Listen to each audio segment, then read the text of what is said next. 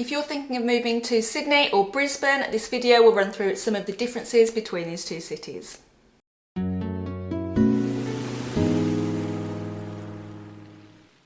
Hi, I'm Lisa from Australian travel and migration blog, dreamingofdownunder.com. I have made a version of this before. It was about 2.5 years ago though, so I thought I'd do an updated one. Some things have changed, particularly the property prices have rocketed, unfortunately, particularly in Brisbane, and I'll add in the cost of living too. If you're trying to decide where to live in Australia, or if you want to travel Australia, check out my blog, dreamingofdownunder.com, because I've got lots and lots of city comparisons as well as destination guides for places to visit. And I'll leave a link below to my free Australian city comparison guide, and that goes through all the state capitals in Australia and puts all the information to tables so you can compare them really easily. The first difference I'll go through is the location of Sydney and Brisbane. They're both on the east coast, but Brisbane is further north in Queensland and Sydney is in New South Wales. They're both the capital cities of those states, and they're just over 900 kilometres apart. So if you drove that without stopping, it would take around 11.5 hours. In terms of their populations, Sydney is the most populated city in Australia and it has a population of around 5.5 million people, whereas Brisbane is the third largest or most populated city in Australia with a population of around 2.7 million. Although Brisbane's population is rising at a faster rate than Sydney's. Sydney is definitely a more sprawling city, I would say, than Brisbane, and it can take a long time to get around there, although I did find the last time I visited Brisbane it was still pretty clogged up with traffic around the city, which you'd expect in a big city like that really, but I think in terms of getting from one end to the other you're going to have a much faster time in Brisbane. The third difference is their climate. Being so far apart, Brisbane has a more tropical climate than Sydney. It's a little bit warmer in January, which is in the middle of summertime here in Australia. Sydney has an average maximum temperature of 26 degrees compared to 29 degrees in Brisbane. And overnight that drops to 19 degrees in Sydney and 21 degrees in Brisbane. In July, the middle of winter, the average maximum temperature in Brisbane is 20 degrees compared to 16 degrees in Sydney. And overnight in July, the temperature drops to 8 degrees in Sydney and 9.5 degrees in Brisbane on average. Being up in Queensland, Brisbane has a rainy season which falls across the summer period, so you will get more rain than in Sydney and very heavy rain as well, and you'll get some storms. Sydney does also get quite a lot of rain. It gets a little bit more in summer than in winter, but it's not what you'd call a wet season. It's a little bit more evenly spread throughout the year. Both cities have humid summers. I think people often expect Brisbane to be humid because it's up in the tropics, but Sydney does also have quite high humidity in the summer, so much more humid than somewhere like Perth, for example, but it will be a little bit harder to bear up in Brisbane. They are both nice sunny cities too, so you'll find they have a lot of rain but also a lot of sun and not so much just dry overcast weather. On average across the year, Brisbane has 113 days of sun and Sydney has 104.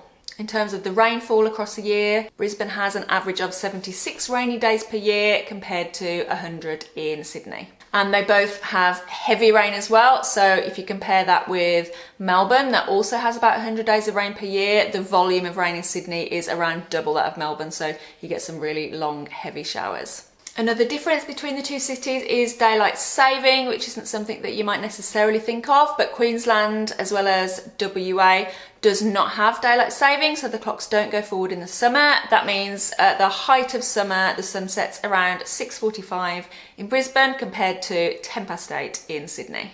The next item I'll look at is the price of property and the rental costs. Australia in general is an expensive place for property, although it does really vary across the country. It's such a huge country, there's not really one property market. Sydney is more expensive, but the gap between them has got smaller and smaller over the last few years. During the pandemic, it became really popular to move up to Queensland, so a lot of people moved to Brisbane and the surrounding areas like the Sunshine Coast, for example, Gold Coast. So prices have shot up around there and it's not as cheap as it used to be. These figures come from CoreLogic, which is the big property data provider in Australia, from their report that came out at the start of August 2024. The median price of a house in Sydney during July 2024 was $1.5 million, and in Brisbane it was $967,000. So that's 52% higher in Sydney for a house. However, a year ago when I compared those two, Sydney was 64% higher, so the gap's closing. And for units or flats, the median value in Sydney was $853,000, whereas in Brisbane it was $639,000. So that's a 33% difference, with Sydney being more expensive, obviously.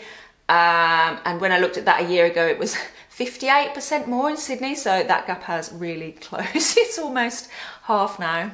Next, I will look at the cost of renting between the two cities. This has rocketed in both cities, unfortunately. So during July 2024, the average weekly rent for a house in Sydney was $750, and in Brisbane it was $630.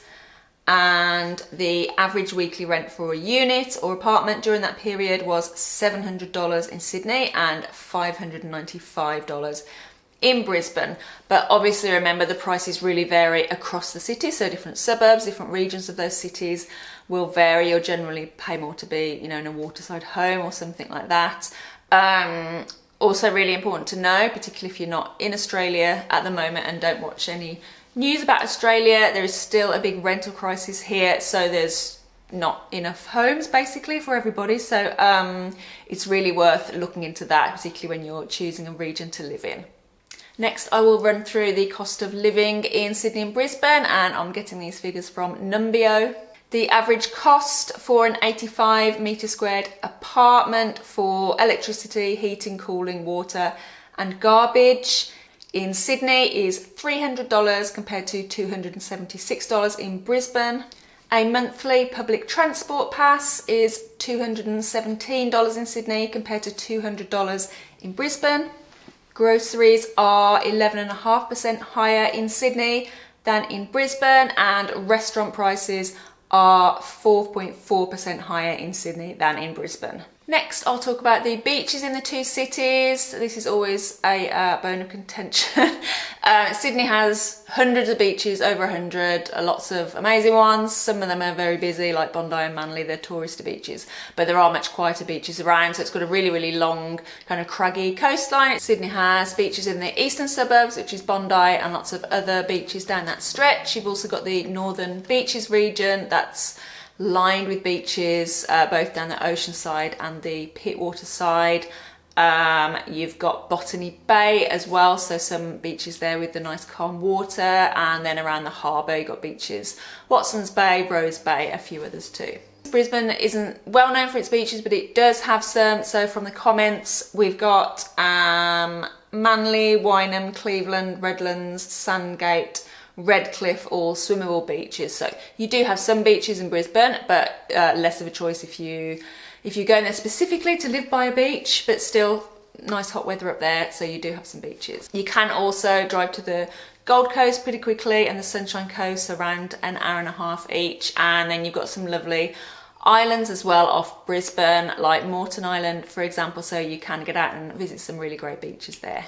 And Brisbane also has the lagoon at South Bank, so you have got a man-made beach right in the city, which is pretty cool because you just look across and you've got the CBD and all the big skyscrapers. Next, I'll talk about the general pace of living.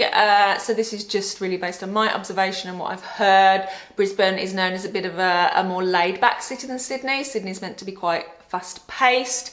I think it really just depends where you live in those cities and what job you do. I don't find Sydney that fast paced. I live up on the northern beaches, so it's a bit more chilled here. The traffic is quite low.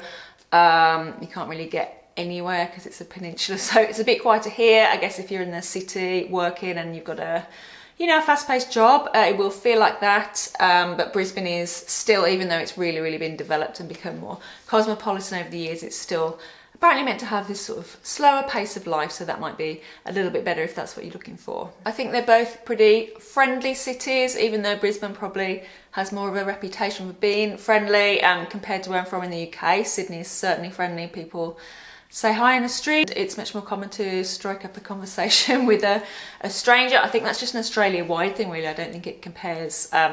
I don't think it's just specific cities. In terms of things to do, both cities have lots of things to do. They're big, varied cities. I think Brisbane has a really lovely family feel around the city. South Bank's lovely, pretty gardens to walk around, nice views, lots of restaurants and entertainment there. Mount Cootha is a great place to visit in Brisbane. You can head up there and see really amazing views of the city. Do lovely riverside walks in Brisbane too. Kangaroo Point is a nice place to go walking around there, and you've got some cliffs if you like climbing. Sydney also has nice parks and walks around the city too. You can do little bushwalks just over the bridge from the city, and there's lots of natural bushland there. Places like Eagle Street Pier in Brisbane, you've got lovely waterside restaurants. Sydney has nice restaurants around the harbour as well. Brisbane has a great cafe scene these days. Sydney does too. So I find that when you go out into the suburbs, you tend to get a lot of nice little independent cafes. So the city isn't always a good way to gauge that, but both cities are pretty good on that front. Lots of restaurants too. Both very multicultural cities now. Both have lots of art galleries and museums as well. There's also lots of nice places to visit just outside the city, so you can go off to the hinterland in Brisbane or to the surrounding national parks. And Sydney also has lots of national parks, both in the city and outside, so it really surprised me when I moved to Sydney how much opportunity there was for hiking and nature. You've got lots of coastal walks as well as inland national parks. Brisbane, you can head off to Moreton Island, which has got the famous shipwrecks there, and Stradbroke Island, and obviously the Gold Coast and Sunshine Coast aren't far. In terms of holiday destinations near Sydney and Brisbane, you've got a really good choice by either of those. They're both coastal cities with lots and lots of places to visit up and down the coastlines. With the climate difference, Brisbane, you're going to have more opportunities in the winter to go for warmer beach holidays. You're not very far from Byron Bay. You can drive there easily. That's a really cool kind of hippie beach area. It's really popular now. Brisbane, you can head up to the Whitsunday Islands. That's absolutely gorgeous. The Sunshine Coast is really gorgeous. That's near Brisbane. Noosa's a popular place to go on holiday, and it has a really nice holiday feel as well. It's really fun. The Gold Coast also has amazing beaches, and while it's known for all those big skyscrapers on the beach or just behind the beach in Surfers Paradise, it's not all like that. It's got lovely hinterland and it's got quieter beach areas too. From Sydney, you can head inland to the Blue Mountains. You can head up to the nearby Central Coast. You can go up to Port Stephens. That's only about 3 hours away, I think. And Nelson Bay, that's a really gorgeous beach area to go on holiday. And then heading south, you've got Kiama, you've got Jervis Bay, which is absolutely stunning, bright white beaches. It's really beautiful. Obviously, you can fly around really easily in Australia too, from Sydney or Brisbane. You've got international airports, you've got lots of domestic flights. So the East Coast is very populated in general, particularly compared to the West Coast. So you've really got a good choice from either of those cities for your holidays. Also, something people mention a lot in the comments on these videos is toll roads. So both Sydney and Brisbane do have toll roads. As lots of people point out, Perth doesn't, but both of these do. It depends where you live though, and if you have to use them. I've almost never used toll roads in Sydney. I just don't need to go to the places very often where you have to use toll roads. So it might be worth looking at though if you're looking at your route to work or something. You've got pretty decent public transport in both cities as well. You've got trains, you've got buses and also ferries. Brisbane is known as the River City, and you can get on the City Cat going up and down the river. Lots of stops along there.